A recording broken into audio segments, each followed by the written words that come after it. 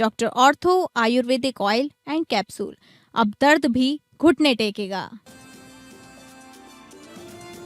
CM Dhami ने की नैनीताल उधम सिंह नगर को दिए गए सौगातों की समीक्षा।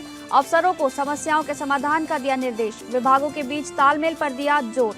कहा गर्मी में पानी और बिजली की किल्लत न हो। जनगणना 2027 के डिजिटल जनगणना की शुरुआत। सीएम धामी ने खुद की स्वगणना। राज्यवासियों से पोर्टल पर जानकारी दर्ज करने की अपील। कांग्रेस प्रदेश प्रभारी कुमारी शैलजा ने 5 दिवसीय उत्तराखंड दौरे के दौरान हरिद्वार में कांग्रेस कार्यकर्ताओं को किया संबोधित। उत्तराखंड में कांग्रेस सरकार बनाने का दिया वादा। द्वाराहाट नगर में आंगनबाड़ी कार्यकर्ताओं ने भरी हुंकार। मानदेय की जगह वेतनमान की उठाई मांग। जुलूस निकाला। तहसील पहुंचकर किया ज्ञापन।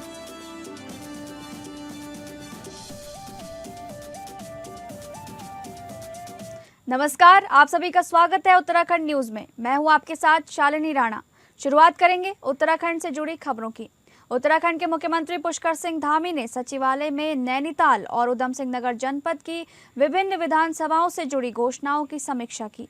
उन्होंने अधिकारियों को स्पष्ट शब्दों में कहा कि जनप्रतिनिधियों द्वारा उठाई गई समस्याओं को सबसे ऊपर रखा जाए और उनका जल्द से जल्द समाधान निकाला जाए।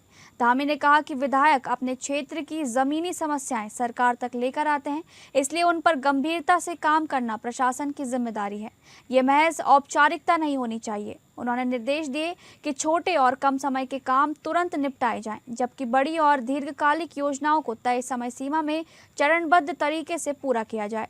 मुख्यमंत्री ने मुख्य सचिव को खास तौर पर निर्देश दिए कि जिन योजनाओं में एक से ज्यादा विभागों की भागीदारी है, उनमें आपसी समन्वय सुनिश्चित किया जाए।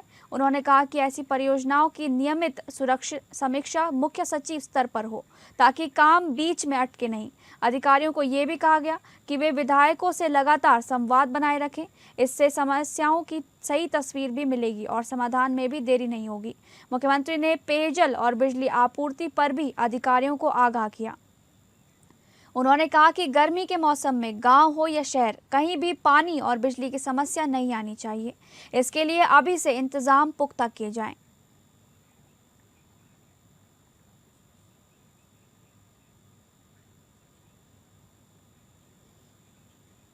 उत्तराखंड के मुख्यमंत्री पुष्कर सिंह धामी ने उत्तराखंड लोक सेवा आयोग के माध्यम से चयनित कृषि विभाग के ड्राफ्ट्समैन अभ्यर्थियों को नियुक्ति पत्र वितरित किए। इस अवसर पर मुख्यमंत्री ने सभी नवचयनित अभ्यर्थियों को बधाई देते हुए उनके उज्जवल भविष्य की कामना की। कृषि एवं किसान कल्याण विभाग के अंतर्गत मानचित्र कला पद के लिए चयनित उम्मीदवारों को आधिकारिक आवास पर नियुक्ति पत्र प्रदान किए गए। नवनियुक्त सभी उम्मीदवारों को उनकी नई जिम्मेदारियों के लिए हार्दिक बधाई और उज्जवल भविष्य के लिए असीम शुभकामनाएं दी गई। मुख्यमंत्री धामी ने कहा, राज्य में लागू सख्त धोखाधड़ी विरोधी कानून के प्रभावी कार्यान्वयन में भर्ती प्रक्रिया में पारदर्शिता और निष्पक्षता सुनिश्चित की है। अब तक योग्यता के आधार पर 30,000 से अधिक युवाओं को सरकारी सेवाओं में नियुक्त किया गया है, जिससे युवाओं का आत्मविश्वास और मनोबल दोनों बढ़ा है।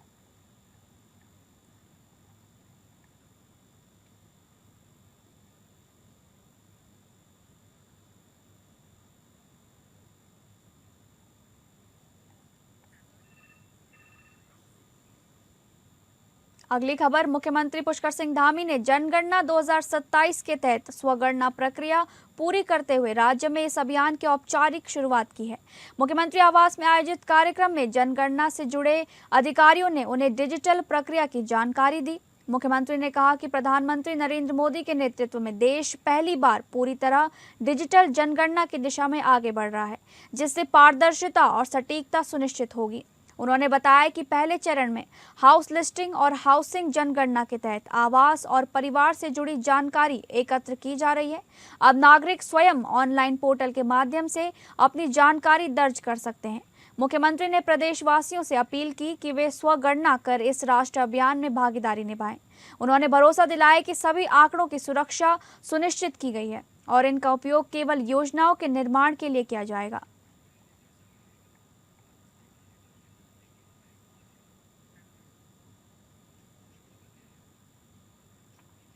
कांग्रेस की प्रदेश प्रभारी कुमारी शैलजा 5 दिवसीय उत्तराखंड दौरे पर हैं। इसी क्रम में आज वे हरिद्वार के जयराम आश्रम पहुंची और कांग्रेस कार्यकर्ताओं को संबोधित किया। मीडिया से बातचीत में कुमारी शैलजा ने कहा कि उत्तराखंड में इस मर्तबा कांग्रेस की सरकार बनने जा रही है। कांग्रेस के कार्यकर्ताओं के साथ साथ प्रदेश की जनता भी मन बना चुकी है। उन्होंने कहा कि भाजपा सरकार से जनता का मोह भंग हो चुका है और जनता भी चाहती है कि इस बार परिवर्तन हो और कांग्रेस की सरकार बने। भाजपा सरकार पर आरोप लगाते हुए कुमारी शैलजा ने कहा कि भाजपा के 9 वर्ष के राज में प्रदेश का हर वर्ग असुरक्षित महसूस कर रहा है। एक ओर जहां भाजपा राज में महिलाओं को उत्पीड़न हो रहा है, वहीं प्रदेश का युवा बेरोजगार घूम रहा है और भाजपा विकास के खोखले दावे कर रही है।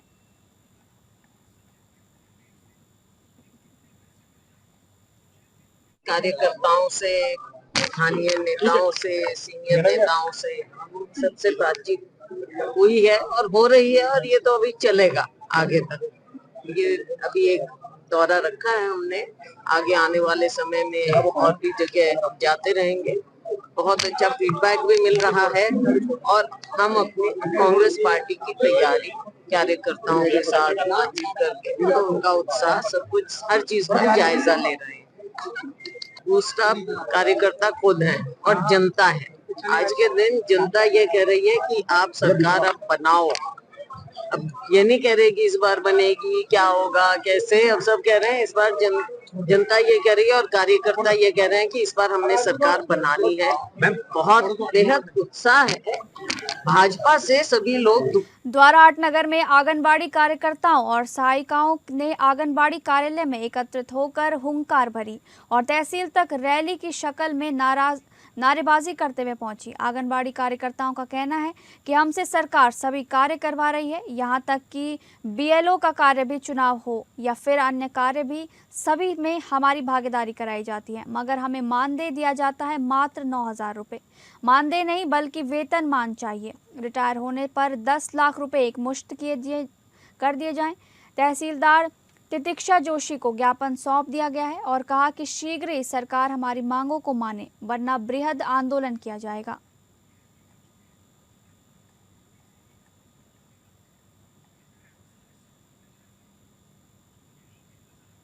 द्वाराहाट नगर में जल संस्थान की लापरवाही से द्वाराहाट क्षेत्र की आधी आबादी को पानी नहीं मिल पा रहा है, जिससे जल संस्थान की लापरवाही स्पष्ट रूप से देखने को मिल रही है। जबकि लाइन में द्वारा विभाग के जूनियर इंजीनियर और एक्शन को दूरभाष पर बता दिया गया था, इस पर भी अभी तक कोई कार्यवाही विभाग द्वारा गेट वॉल्व को बदलने का नहीं किया गया है। आज जब हमारे संवाददाता ने दूरभाष पर विभाग के जूनियर इंजीनियर से संपर्क करने की कोशिश की, तब से पूरे दिन तक उनका फोन स्विच ऑफ आ रहा है। ऐसे में कैसे ये लोगों की समस्याओं का समाधान करेंगे जब इनका फोन ही स्विच ऑफ रहता है?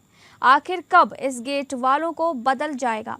लाइनमैन का कहना है गेट वॉल्व की पूरी चूड़ियां नष्ट हो गई हैं, वो कभी भी बैठ सकता है। अगर गेट वॉल्व बैठ गया तो पूरे नगर की पेयजल व्यवस्था धरातल से उतर जाएगी, अर्थात पानी के लिए त्राही त्राही होना लाजमी है। जबकि द्वाराहाट का प्रसिद्ध ऐतिहासिक मेला 13 अप्रैल से 17 अप्रैल तक चलने वाला है।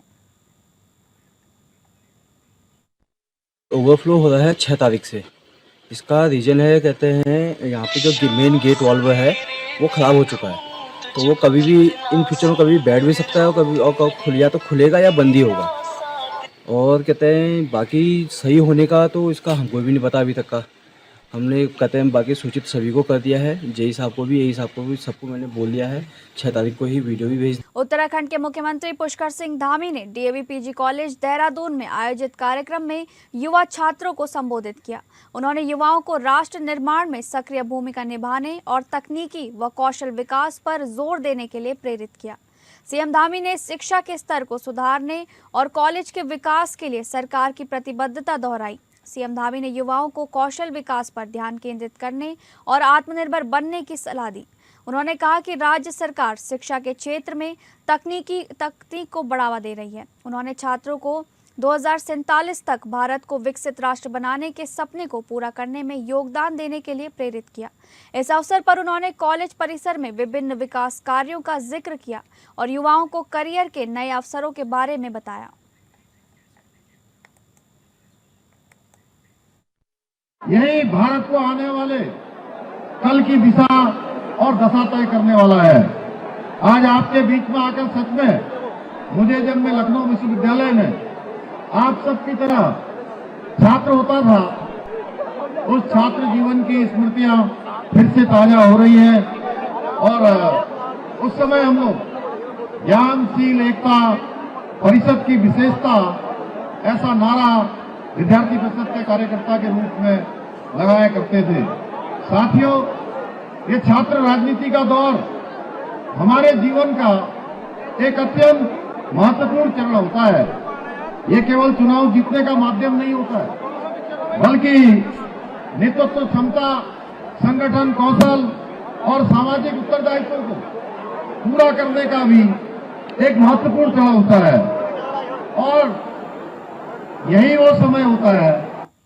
उधम सिंह नगर जिले के जसपुर में एक नाबालिग लड़के को शराब पी रहे एक युवक का विरोध करना इतना भारी पड़ गया कि उसकी जान पर बनाई।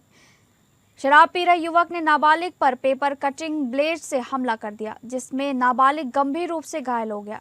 सूचना पर पुलिस ने मामले की गंभीरता को देखते हुए मुकदमा दर्ज कर जांच शुरू कर दी। पुलिस ने आरोपी को गिरफ्तार कर जेल भेज दिया है। सुभाष चौक के पास एक कन्फेक्शनरी दुकान पर शराब पीने से मना करने पर आरोपी अचानक उग्र हो गया।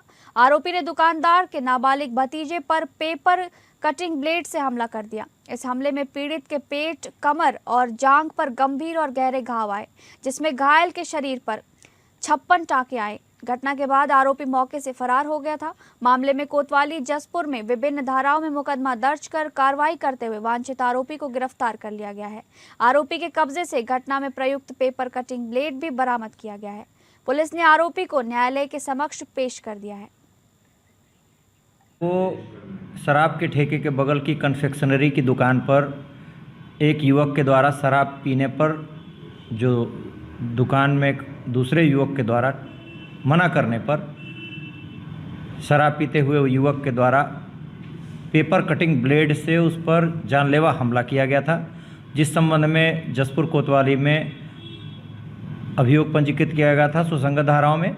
और कल उसमें हमला करने वाले युवक की गिरफ्तारी हुई है, जिसका नाम गौरव पुत्र जय सिंह निवासी कोतवाली जसपुर क्षेत्रांतर्गत निवासी है वो, और उसका चालान माननीय न्यायालय किया गया है।